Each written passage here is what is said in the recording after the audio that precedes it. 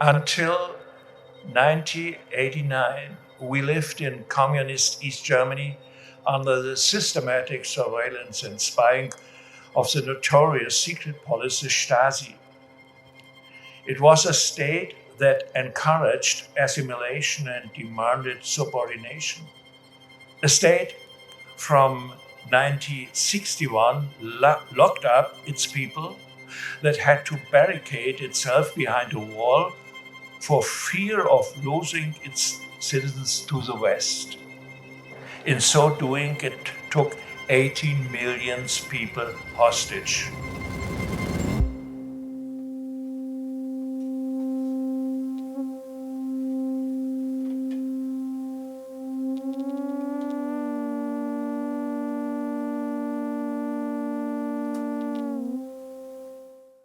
I am a German who was born in 1940 in Rostock, a city on Baltic Sea. I was born during the war. We Germans embrace our enduring responsibility for the crimes committed under National Socialism. The capitulation and the occupation by British, American, French and Soviet troops in 1945 was not a defeat, but a liberation. Liberation from totalitarian, murderous regime. We Germans will be forever grateful for the contribution and sacrifice of the Allied soldiers from many countries. The fact that liberation from National Socialist dictatorship ushered in a new reign of terror for the eastern part of my country and the other Central European countries was a bitter experience.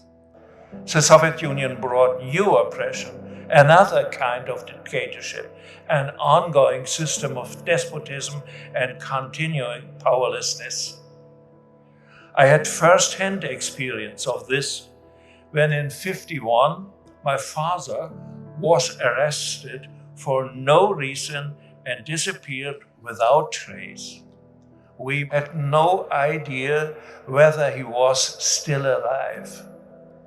In fact, he had been sentenced by a secret Soviet military tribunal to 2 times 25 years of forced labor and deported to Siberia along with other innocent people. It was only after Stalin's death in 1953 that we learned that he was still alive and in the Soviet Union.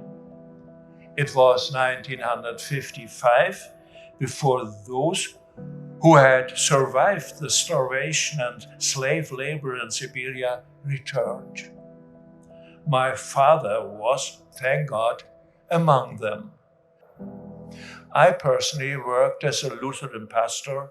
The church was not prohibited, but the state placed obstacles in its way and monitored it with suspicion.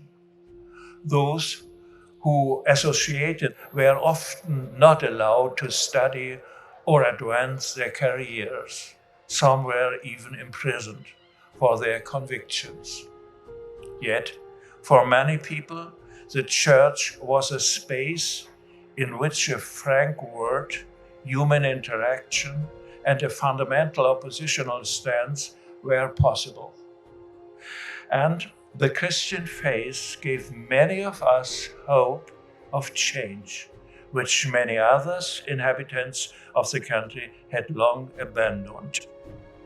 We looked towards the West, to the Federal Republic, which was witnessing 2 miracles, an economic miracle and a democratic one.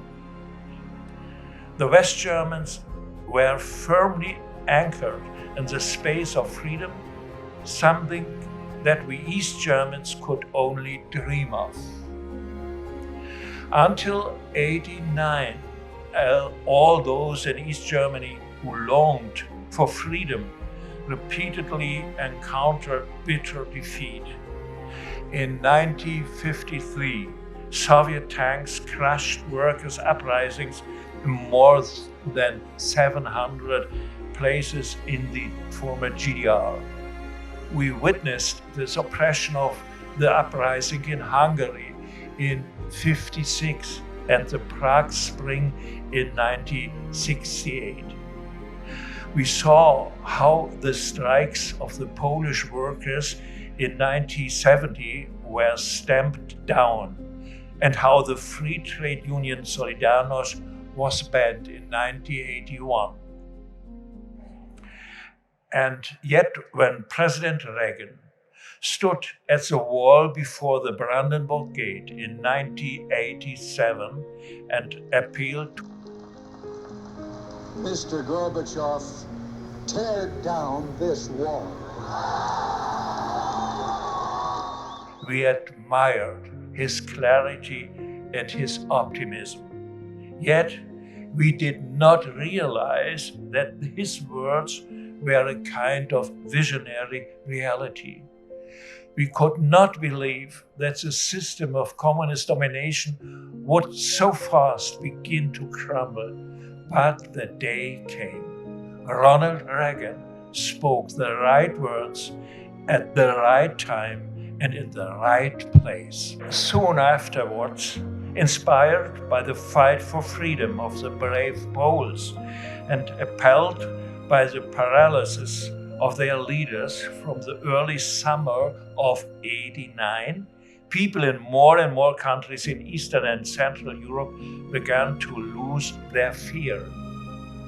Eventually, in the GDR too, tens of thousands, indeed hundreds of thousands of people took to the streets despite their memories of the images of Tiananmen Square. In their hands, they held nothing but burning candles, which they had brought out of the churches. That was how they confronted the armed combat groups, the secret police, and the soldiers.